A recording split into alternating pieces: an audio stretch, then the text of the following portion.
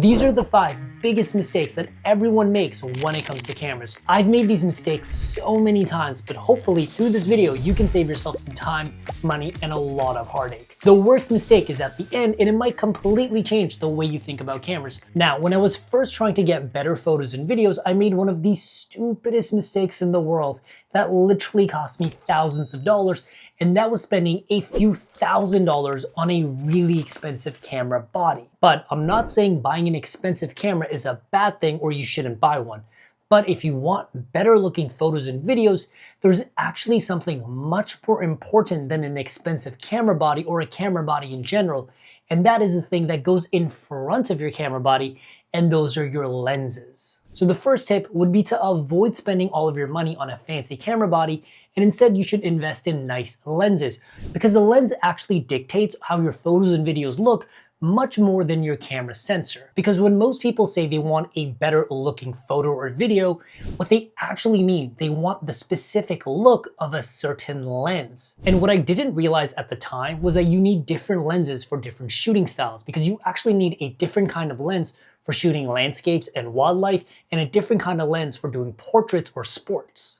So if you're thinking of buying a new camera, or if you already have a nice camera but you're not really getting the results you want, I highly recommend investing in better lenses. And if you already have a bunch of lenses or simply can't afford to update your lenses, I highly recommend looking into adding filters to your lenses like a Pro Mist filter that will help give you a softer look, or some sort of bloom or low contrast filter to elevate the look of your camera. Now, lenses are really important, but I'm not saying your camera body doesn't matter. Now, one really bad piece of advice that I often hear, and it absolutely breaks my heart, is specs don't matter.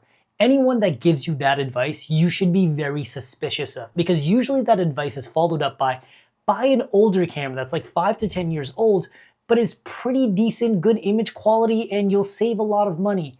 That is terrible advice, because most likely that camera 5 to 10 years ago was an expensive pro top of the line camera that was very desirable at the time.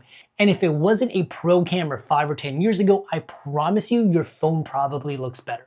The thing with older pro cameras is that they look super nice, but they're very limited in terms of autofocus, shooting rates, and dynamic range, which are all quality of life improvements, as in they make your life and shooting experience easier. And a lot of people out there are like, photography should be hard, filmmaking should be hard. Why would you want your life when it comes to shooting to be harder? Because that time and energy that you spend on making your time harder with cameras could be spent on shooting more and doing more fun things. So buying an expensive camera with good specs isn't bad, but it is bad if you equate good specs to quality. You shouldn't think of specs as a measure of quality. You should think of specs as a creative tool. If something has 120 frames per second super slow motion, well, if you're doing music videos or dramatic films or commercials that need that effect, that is a spec that is helping you bring your creative vision to life. If you have a camera sensor with 30 or 40 megapixels and you're shooting a lot of wildlife, a lot of fashion, something where you need to crop into your image quite a bit or do fine editing and really zoom into your image, that 30 or 40 megapixel is actually going to be helpful for you. But by having a 30 or 40 megapixel camera, it's not going to inherently make your photos look better. That's what the lens is for.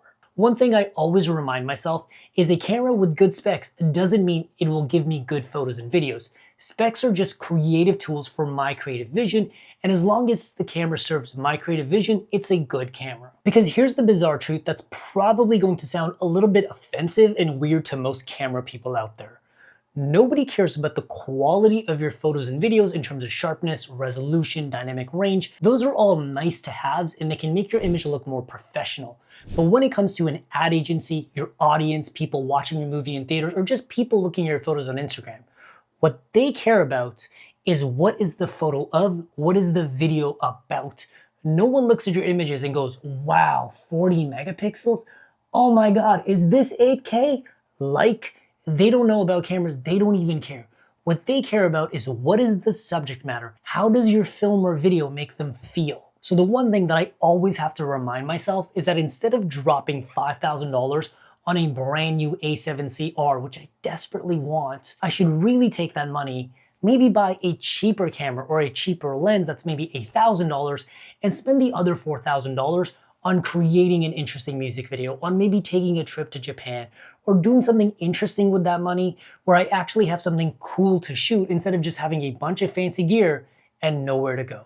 Because my camera is simply a tool for me to capture something interesting, and I have to keep reminding myself, in order to do that, I have to actually be interesting. Now, no matter whatever you and I capture with our cameras, whether it's a $500 camera or $5,000 camera, whatever we capture will always need work in order to look its best. Because all of our favorite photos and videos and movies specifically have had a ton of editing done to them, and nothing looks perfect right out of the camera. You can pick up a camera like a Fuji camera or a Lumix camera that has built-in filters or film emulations, but even then, where your highlights and shadows sit will never look just right, and you have to edit your photos and videos. So before you spend all of your money on a really expensive camera or a lens, make sure that you also have a decent laptop or a phone with a good enough editing app to really dial in the look you want. And whether you're editing on your phone or your laptop, you want to make sure you have somewhere to actually store your photos and videos, whether that's on Google Drive using the cloud or an actual physical hard drive. Because the editing process when it comes to photo making or filmmaking is probably 50, if not at least 40% of the overall process. And without good editing, you can't really ever have good photos or videos. Also, a quick side note, one app I really like for the phone when it comes to editing photos is something known as Dehancer. It has a ton of usability and basically all of the tools that I myself as a professional would need to edit my photos. It's not sponsored, I just love the app. It's about $100 a year, so it's a bit expensive, but I really like the app. Now, before we get into the most important tip in this video, here's a bonus tip that I think a lot of people overlook when it comes to taking photos and videos. Here's a weird thing. This camera we're shooting on right now, this is actually a $40,000 RED camera. And I promise you, nothing about this image makes it look like $40,000 worth of camera gear. And that's because look at the lighting, it's meh. The thing is, I'm shooting in like the corner of my apartment, so I can't really set up the fanciest lighting here, but nothing about this really screams high value camera. It just looks normal. It looks like any other camera. And that's because lighting can have a dramatic impact on your photos and videos. Because what is capturing photos and videos? It's just capturing light with your camera. And if you don't have good lighting, you're not really going to get good photos and videos. And this is something I'm definitely learning the hard way, especially with this YouTube setup. But a lot of you guys watching this video might not be professionals that want to deal with or manage big, bulky lights. And a lot of you guys just might be doing personal photography for fun. And in that case, it might just be beneficial to go out at golden hour or blue hour, which is either super early in the day when the sun is rising or when the sun is setting. Because at that time, even the most mundane of things are going to look more interesting simply because you'll have better lighting. Because by having the right lighting, you'll get a lot more emotion in your photos and videos, which is the whole point of it. Now, when it comes to taking photos and videos, we all have our unique shooting style. Some of us are photographers, some of us shoot videos, some of us are content creators.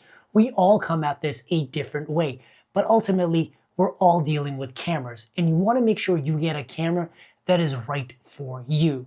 And a lot of camera companies seem to be catching on to this because they're now starting to make the same camera but for different styles of shooters. A good example of this is the Canon R6 Mark II, which is a big, bulky, mirrorless camera with all the buttons and dials you could possibly need. And then you also have the Canon R8, which is basically a smaller, stripped down version of the Canon R6 Mark II with basically the same features, all the same specs, but it's a much smaller camera for a different shooting style. And having the right camera for your shooting style will make a world of difference because ultimately it's about you, the person actually taking the photos and videos, and your experience while shooting. If it's more fun, more convenient, and more creatively fulfilling by having the camera that meets your needs, you're actually going to make better photos and videos. And it's not about getting the biggest and fanciest camera or the smallest and sleekest or more stylish camera. It's about having a camera that's right for your shooting style and your creative expression. Because this might sound indulgent. Even if you're not a professional, you're still an artist. Even if you're just doing this for fun and taking photos of your kids on the weekend, you're still an artist.